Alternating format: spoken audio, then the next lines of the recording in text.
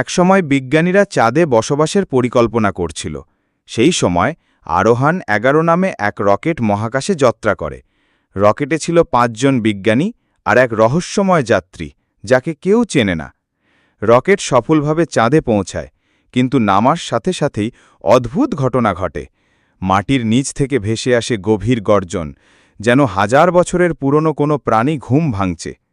তারা দেখে চাঁদের গহ্বরে খোদাই করা আছে বিশাল চোখের মতো দুটি গর্ত। এক বিজ্ঞানী চিৎকার করে ওঠে, এটা গ্রহ নয়, এটা জীবন্ত দানব।